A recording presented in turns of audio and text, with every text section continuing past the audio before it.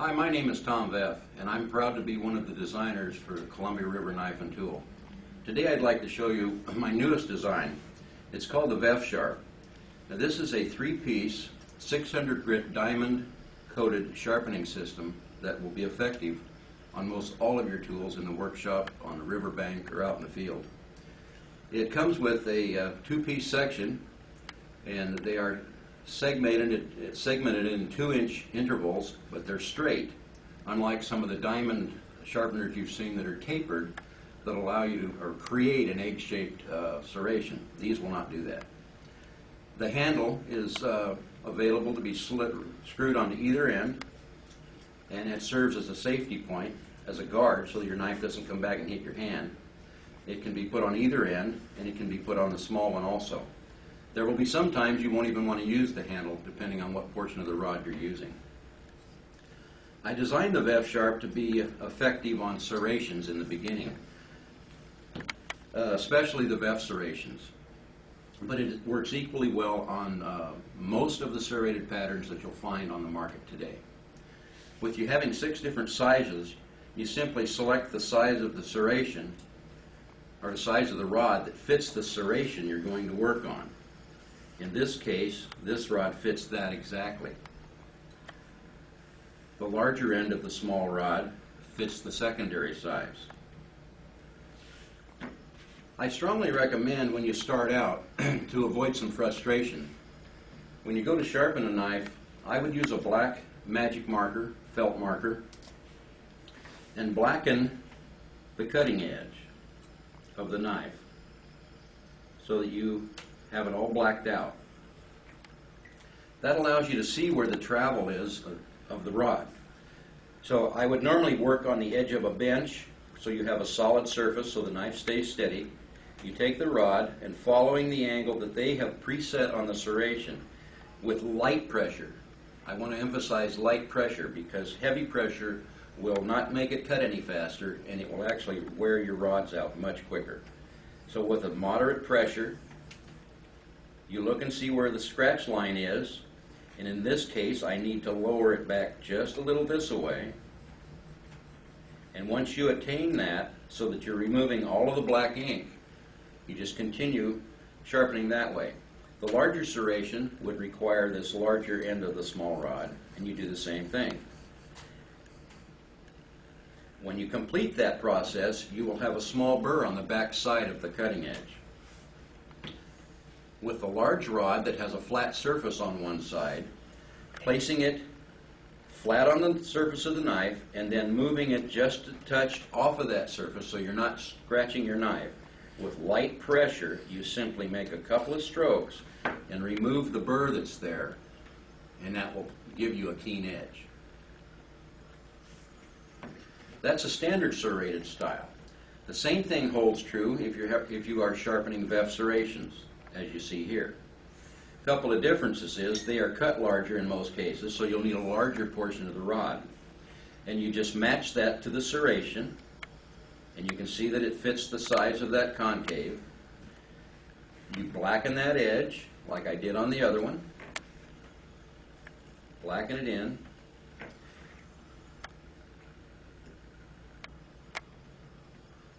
Turn my rod around, and you do the same thing here, following the angle that is pre-cut at the factory until you remove the black ink uniformly across the edge of the knife. You'll raise your burr on the back. You'll take the flat side just as we did before, lay it flat, tilt slightly, and just lightly draw it across, and it will remove the burr that's on the back.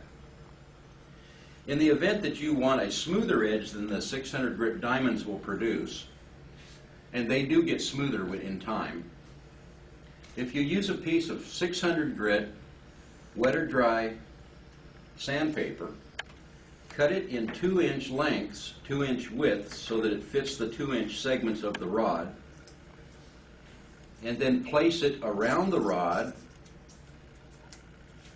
roll it tight, hold your finger on it. We'll come back to the original knife that fits the serration, and you can, only in the push stroke, never come back against the cutting edge, you'll cut the paper. So you would strop that edge lightly and it will produce a much smoother finish. And you can make up 3 or 4 of these so that they fit different parts of the rod. You can do the same thing on the large part and use it on the flat surface. If you want to come over on the back side of your knife, holding this tight, you can do the same thing here and strop the burr off of the back of the knife with a much smoother finish. So that's another option that you have. The Veff-Sharp is very versatile. As you've seen here, it does both types, all types of serrations.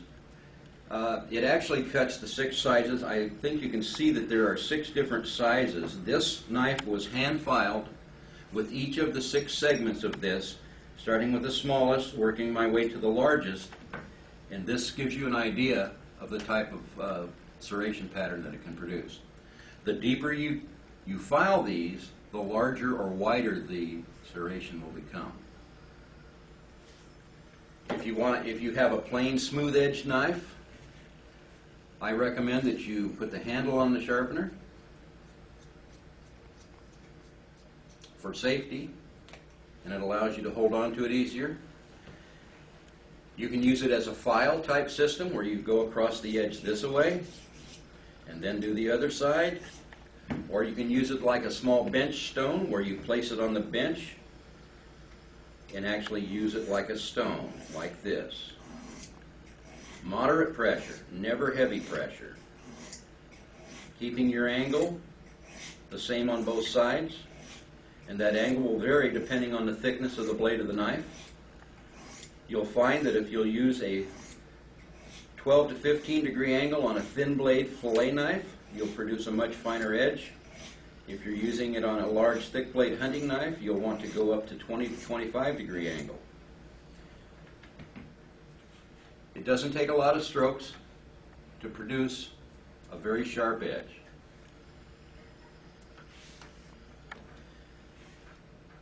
The Veff-Sharp is also very effective on some items you may not have thought of.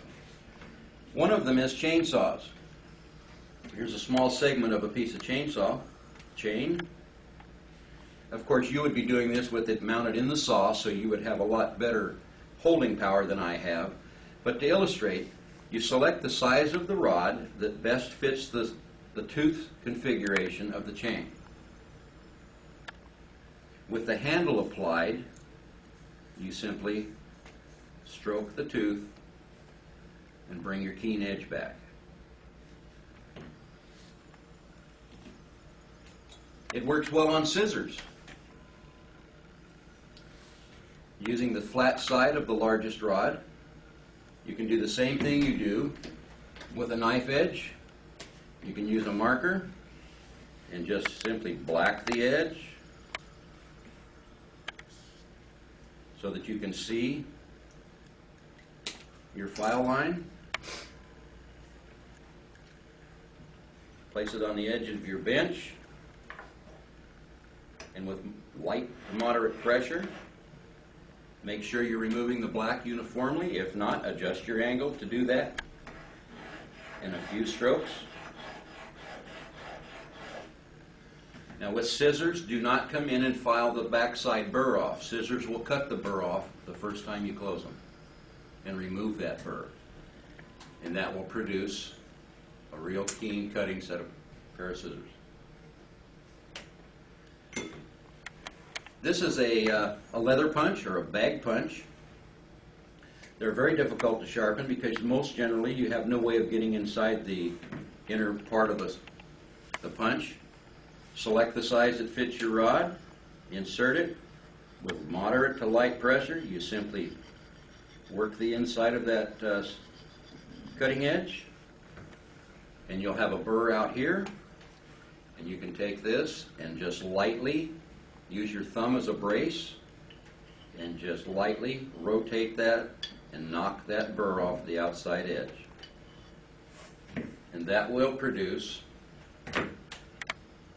a very sharp and keen cutting edge on punches, as you see here.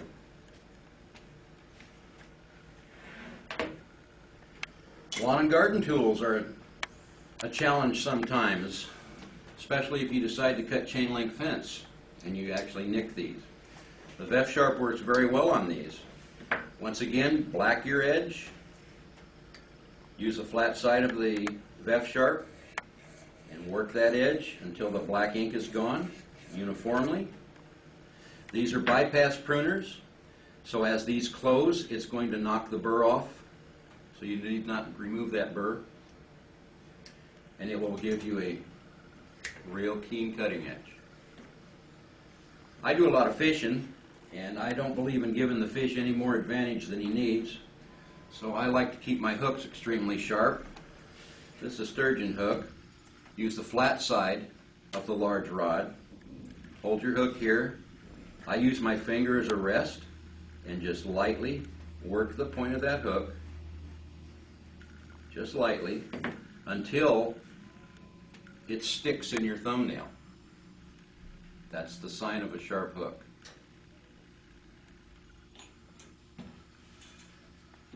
This is one of the knives I designed for CRKT. This is the Muck. May be common to some of you. It has a unique serration pattern. It's called the non-stick serrations, and you would do the same thing with that. Black your edges, select the size rod that best fits the serration, which happens to be the largest one, and you would do the same thing. Lightly strop it until you receive a burr on the back. This knife has distinct flat cut on the top of the serration. The flat portion of the sharpener will lay flat on that and do the same thing, and you maintain an edge there. Once you've done the entire set of serrations, turn the sharpener over, and in the same manner, lightly draw it across, knock the burr off, and you brought your edge back to a keen edge. I think you'll find that it's useful in many areas. This is a common box knife. Usually a guy will use this for a couple, 3 hours, pull the blade out, throw it away, and you can get another one. But with the Veff-Sharp, you can have that handily stored, and you can touch up your razor knife in the same manner with a few strokes on the diamonds, and it'll produce an edge that will bring you back to cutting ability simply. So this is the Veff-Sharp, available at through Columbia River Knife and Tool.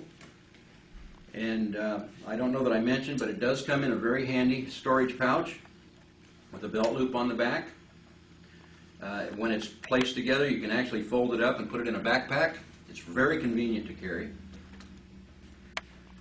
You can find more information on the Veff-Sharp as well as other quality cutting tools on the internet at crkt.com.